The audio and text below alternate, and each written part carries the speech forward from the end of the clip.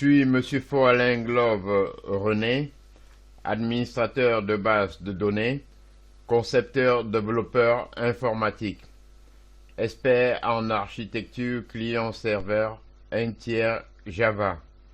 Aujourd'hui, dans le cadre de la continuité du cours sur l'administration de la base de données, nous allons étudier les méthodes d'authentification. En effet, dans certains cas, l'administrateur de base de données doit faire appel à une méthode d'authentification spéciale parce que la base de données ne peut pas être ouverte, surtout pour des opérations telles que l'arrêt et le démarrage. Selon que vous souhaitez administrer votre base de données localement sur la machine où réside la base de données ou administrer plusieurs serveurs de base de données à partir d'un seul client distant, vous choisirez soit une authentification par système d'exploitation, soit par fichier de mot de passe pour authentifier les administrateurs de la base de données. La principale utilité d'une telle démarche est de permettre aux utilisateurs de se connecter à une instance qui n'a pas été démarrée.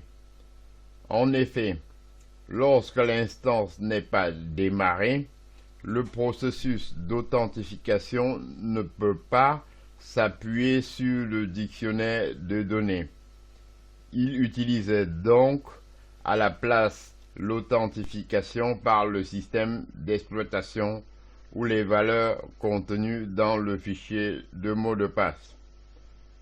Pour vous connecter en utilisant les privilèges 6DBA et 6Opère, vous devez initialiser les paramètres suivants. Remote Login Password en mode exclusif. Exclusif par défaut indique qu'une seule instance peut utiliser le fichier de mot de passe. Ensuite, vous avez l'option Share, indiquant que plusieurs instances peuvent utiliser le fichier de mot de passe. Vous pouvez aussi utiliser l'option None.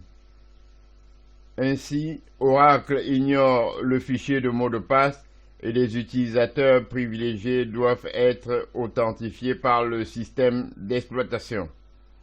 Je vais vous donner une astuce. Oracle utilise le préfixe 6 pour toute définition désignant l'instance. Ainsi, par exemple, le terme 6DBA désigne un administrateur DBA de l'instance. Dans le prochain chapitre, nous allons voir l'authentification Windows. Ainsi donc, j'en ai terminé avec cette petite introduction sur les méthodes.